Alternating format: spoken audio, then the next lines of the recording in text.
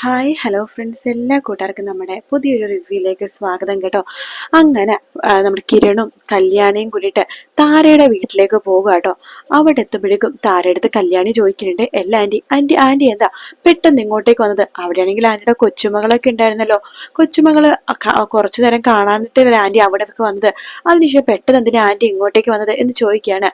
താര ഒന്നുമില്ല, അവിടെ നിന്നിട്ട് ഷാരിയും കൂടി ഉണ്ടല്ലോ എന്നൊക്കെ പറഞ്ഞ ആക്ഷൻ കാണിക്കുകയാണ്. കിരൺ പറയുന്നുണ്ട്, അല്ല രാവിലെയും ഇന്നലെയൊക്കെ ഷാരി ആന്റി ഉണ്ടായിരുന്നു, അപ്പോഴൊന്നും താര ആന്റിക്ക് കുഴപ്പമില്ലായിരുന്നല്ലോ, പിന്നെ എന്തു പറ്റി പെട്ടെന്ന് അവിടെ നിങ്ങോട്ട് വന്നതെന്ന് ചോദിക്കുമ്പോ അതൊന്നുമില്ല, മനസ്സിന് വല്ലാത്തൊരു വിഷമം പോലെ എന്നൊക്കെ താര പറയുന്നുണ്ട്. കല്യാണിക്ക് ഒരു സംശയം തോന്നുകയാണ്, അല്ല താര ആന്റി വിഷമം പോലാന്നൊക്കെ പറയുമ്പോ ഇന്ന് രാവിലെ വരെ താര ആന്റിക്ക് നല്ല വിഷമമായിരുന്നു, ഞങ്ങൾ കണ്ടിട്ടല്ലേ പോയത്. പക്ഷെ ഇപ്പൊ താരന്റെ മുഖത്ത് ആ വിഷമമൊക്കെ ശരിക്കും മാറിയിട്ടുണ്ടല്ലോ, ഇപ്പൊ ശരിക്കും ആന്റിക്ക് വിഷമമൊന്നും ഇല്ലല്ലോ എന്ന് പറയാണ്. ഇല്ല വിഷമമുണ്ടെന്ന് പറയാണ്. അല്ല ആന്റിനെ കാണാൻ വേണ്ടി സരിയു എങ്ങാനും വന്നിരുന്നോ എന്ന് കിരൺ ചോദിക്കുമ്പോ താരക്ക് എന്തു പറയണമെന്ന് അറിയില്ല. എന്താ ആന്റി ഒന്നും പറയാത്തത്? സരിയു എങ്ങാനും വന്നിരുന്നോ? ആന്റി മനഃപൂർവ്വം ഞങ്ങൾക്ക് പറയാത്തയാണോ എന്ന് ചോദിക്കുമ്പോഴേക്കും കല്യാണി പറയണ്ടേ, ആന്റി മനഃപൂർവ്വം പറയാത്തതെന്നായിരിക്കില്ല കിരണേട്ടാ, കാരണം ആന്റിനെ ഇത്ര നാൾ സഹായിച്ചത് കിരണേട്ടന്റെ അച്ഛനാണല്ലോ, അത് മറന്ന് ആന്റി നുണയൊന്നും പറയില്ല, കള്ളത്തരം കാണിക്കൂല അല്ലേ ആന്റി എന്ന് പറയുമ്പോഴേക്കും പെട്ടെന്ന് തന്നെ താരക്ക് വല്ലാത്തൊരു കുറ്റബോധമൊക്കെ തോന്നുവാട്ടോ ഇവരോട്. താൻ തെറ്റാണോ ചെയ്യണത്, നുണ പറയല്ലേ എന്നൊക്കെ തോന്നുന്നുണ്ട്. താര പെട്ടെന്ന് ഇതിനെ മിണ്ടാതിരിക്കുകയാണ്. എന്താ ആന്റി ഒന്നും മിണ്ടാത്തത്? സരിയു ആന്റിനെ കാണാൻ വന്നിരുന്നോ എന്ന് ചോദിക്കുമ്പോഴേക്കും തല പതുക്കി ഇങ്ങനെ ആട്ടുവാണ് താരാട്ടോ. കല്യാണി ചോദിക്കണ്ട്, എന്നിട്ട് അവൾ എവിടെ? എവിടെ വെച്ചിട്ട് അവളെ കണ്ടത്? ഹോ, അവൾ അന്വേഷിക്കാത്ത സ്ഥലമില്ല എന്ന് പറയണ്ട്.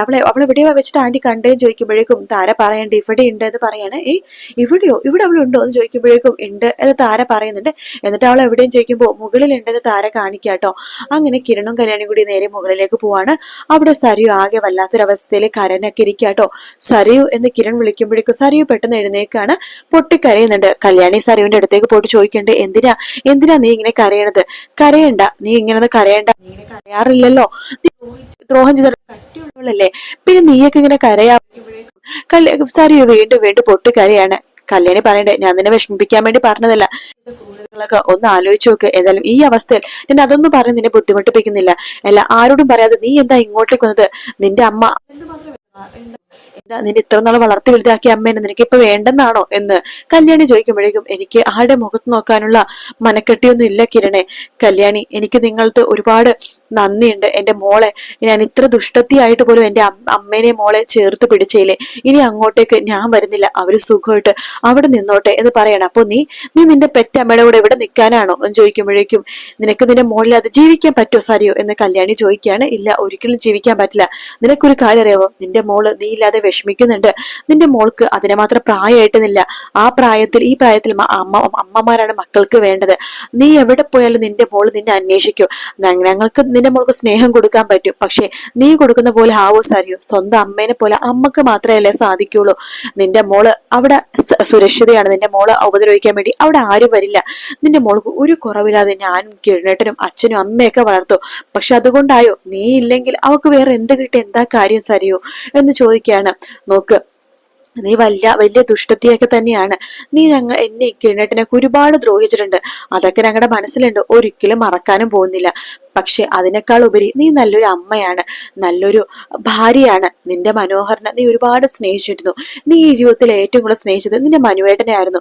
അയാളെ നീ ഒരുപാട് സ്നേഹിച്ചു, ഒരുപാട് അന്ധമായിട്ട് വിശ്വസിക്കുകയും ചെയ്തു, അയാളെ ദൈവത്തിന് മുകളിലായിട്ട് കണ്ടു. അത് തന്നെയാണ് മനോഹരനെ പോലുള്ള ആൾക്കാർ മുതലെടുക്കുന്നത്. നിന്നെ പോലത്തെ ഒത്തിരി പെണ്ണുങ്ങളുണ്ട് അവൻ ഒരുപാട് സ്നേഹിച്ച് അവന്റെ വലയിൽ കുടുങ്ങിപ്പോയ പെണ്ണുങ്ങള്, അവരൊക്കെ ഇപ്പോഴും ജീവിക്കുന്നില്ലേ? ചില ആൾക്കാർ ചിലപ്പോ ആത്മഹത്യ ചെയ്തിട്ടുണ്ടാവാതിരിക്കാം, പക്ഷെ ബാക്കിയുള്ളവര് ജീവിക്കുന്നില്ലേ സരിയോ? അതുകൊണ്ട് നീ ജീവിക്കണം. നിനക്കൊരു പെൺകുഞ്ഞാണുള്ളത്, അതിന് അവൾക്ക് വേണ്ടെങ്കിലും നീ ജീവിക്കണം.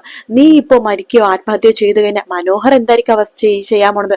അവൻ ജയിലിൽ സുഖമായിട്ട് ജീവിക്കും. അതാണോ നിനക്ക് വേണ്ടത്? അങ്ങനെ ജീവിച്ച് തീർക്കാനുള്ളതാണോ നിന്റെ ജീവിതം? നമുക്കൊക്കെ ഒരു ജീവിതമല്ലേ ഉള്ളൂ സരിയോ, അത് നമ്മൾ എന്തിനാ മറ്റുള്ളവർക്ക് വേണ്ടി ഇങ്ങനെ കളയണത്? നീ നന്മയും സന്തോഷത്തോടെ ജീവിക്കാൻ നിനക്ക് ഇനിയും ഒരുപാട് സമയമുണ്ട്, അത്രമാത്രം പ്രായമൊക്കെ നമുക്ക് ആയിട്ടുള്ളൂ എന്നൊക്കെ കിരൺ പറയാണ്. സരിയുവിന് അത് മനസ്സിലാവുന്നുണ്ട്. ശേഷം കിരണിന്റെ കല്യാണിന്റെ കൂടെ നല്ലൊരു കൂട്ടുകാരിയായിട്ട് സരിയു മാറാട്ടോ. സരിയോട് ചോദിക്കണം, നിനക്ക് നിന്റെ മോളെ കാണണ്ടേ, ഞങ്ങളുടെ കൂടെ വാ എന്ന് പറഞ്ഞിട്ട് കല്യാണി സരിയുവിനെയും കൂട്ടിക്കൊണ്ട് നമ്മുടെ രൂപയുടെ വീട്ടിലേക്ക് പോകുവാട്ടോ.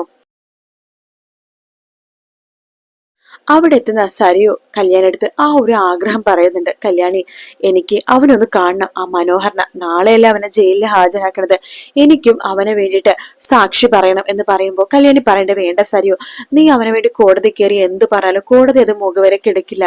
കാരണം ഇപ്പൊ നീ ട്രീറ്റ്മെന്റിൽ കഴിയാണ്, മെന്റൽ ട്രീറ്റ്മെന്റിൽ കഴിയുന്ന ഒരു വ്യക്തിയുടെ വാക്കുകളൊന്നും തന്നെ കോടതി കേൾക്കില്ല. അതുകൊണ്ട് നീ നാളെ കോടതിയിലേക്കൊന്നും പോകണ്ട.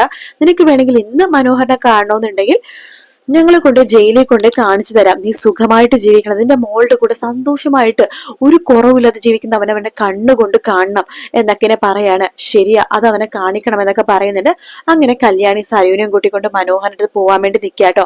അതേസമയം പ്രകാശിന്റെ ഓപ്പറേഷൻ കഴിയണ്ട്, എല്ലാം നന്നായിട്ട് നടന്നു, വളരെ സക്സസ് ആയിരുന്നു ഒക്കെ ഡോക്ടർ കാർത്തിക അടുത്ത് പറയുമ്പോ കാർത്തിക ചോദിക്കണ്ട, അല്ല ഡോക്ടർ, അച്ഛനെ വരത്തെ പേടിയായിരുന്നു. നമ്മൾ ഈ സ്റ്റീലൊക്കെ ഇട്ട് കഴിയുമ്പോ ചില ആളുകളുടെ കാല് പഴുക്കുന്നു എന്നൊക്കെ പറഞ്ഞിട്ട് കണ്ടിട്ടുണ്ടല്ലോ.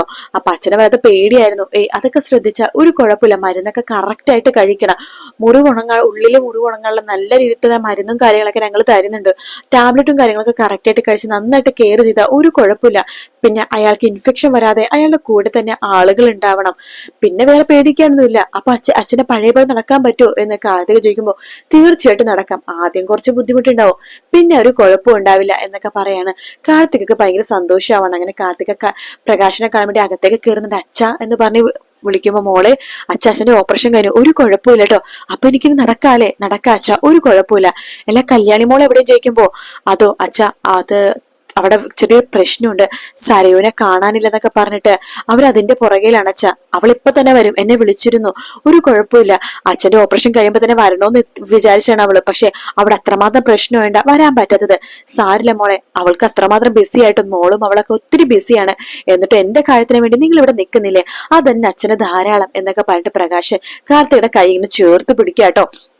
അതേസമയം സരിയു വീണ്ടും കല്യാണി അടുത്ത് പറയാണ്, കല്യാണി, എനിക്ക് മനോഹരനെ കാണണം, ആ അലവലാതിനെ എനിക്ക് കാണണം, ഞാനും എന്റെ മോളും ഇനി സുഖമായിട്ട് ജീവിക്കും എന്നൊക്കെ അവന്റെ മുഖത്ത് നോക്കി എനിക്ക് പറയണം, രണ്ട് വർത്താനം പറയണം എന്നൊക്കെ പറയുമ്പോ കല്യാണി സരിയുനെയും കൂട്ടിക്കൊണ്ട് മനോഹരന്റെ അടുത്തേക്ക് പോകുവാട്ടോ. മനോഹർ നോക്കുമ്പോ ഞെട്ടിപ്പോവാണ്, ദേ വന്നിരിക്കുന്ന സരയു. പക്ഷെ അവളെ ഉപദ്രവിക്കാൻ പോകുന്നില്ല, കാരണം താൻ സെല്ലിന്റെ ഉള്ളിലാണല്ലോ. പക്ഷെ പോലീസുകാരെ വിശ്വസിക്കാൻ പറ്റില്ല, കാരണം ചന്ദ്രസേനന്റെ ആൾക്കാരായത് കൊണ്ടിട്ട്. ഇനി സരയുവിനെ എങ്ങാനും സെല്ലിന്റെ ഉള്ളിലേക്ക് കയറ്റി വിട്ട് എന്നെങ്ങാനും കൊല്ലു ഈശ്വര എന്നൊരു പേടി മനോഹരനുണ്ട് കേട്ടോ. സരയു വരുന്നുണ്ട്. എടാ, നിന്റെ കൺമുമ്പിൽ എന്റെ കൺമണിമോള് വളരാൻ പോകുവാണ്, ഇനി അവൾക്ക് ഒരു കുറവും ഉണ്ടാവില്ല, ഞാൻ നല്ല സന്തോഷമായിട്ട് ജീവിക്കും, നീ അത് കാണോടാ. ഞാൻ മാത്രമല്ല, നിന്റെ ഭാര്യമാരെ സന്തോഷമായിട്ട് നല്ല ആണുങ്ങളുടെ കൂടെ സുഖമായിട്ട് നിന്റെ ഭാര്യമാരൊക്കെ ജീവിക്കുക, നിനക്ക് കാണേണ്ടി വരൂടാ, നീ ജയിലിൽ കിടന്ന് നരകിക്കടാ എന്നൊക്കെ പറഞ്ഞിട്ട് സരയു നന്നായിട്ട് ശപിച്ചിട്ട് അവിടെ നിന്ന് പോകുന്നുട്ടോ. കല്യാണി പറയുന്നുണ്ട്, നീ പറഞ്ഞത് നന്നായി, നീയും നല്ലൊരു വിവാഹമൊക്കെ കഴിച്ച് സുഖമായിട്ട് ജീവിക്കണം. ഇല്ല കല്യാണി, ഞാൻ അത് അവൻ്റെ അടുത്ത് വെറുതെ പറഞ്ഞിട്ടുണ്ട്, ഇനി എന്റെ ജീവിതം എന്റെ മോൾക്ക് വേണ്ടിയിട്ടായിരിക്കും എന്നൊക്കെ സരയു പറയാട്ടോ. എന്തായാലും അടിപൊളിയായിട്ടുള്ള എപ്പിസോഡ്സ് ഒക്കെ ആയിട്ട് ഇനി വരാൻ പോണത്. ഇന്നത്തെ എപ്പിസോഡ് ഇന്നലത്തെ പോലെ തന്നെ ഡിലേ ആണ് കേട്ടോ. വീഡിയോ ഇഷ്ടപ്പെട്ടാൽ ലൈക്ക് ചെയ്യുക, സബ്സ്ക്രൈബ് ചെയ്യുക, കമന്റ് ചെയ്യുക. മറ്റൊരു വീട്ടിൽ കാണാം. Take care. Bye bye.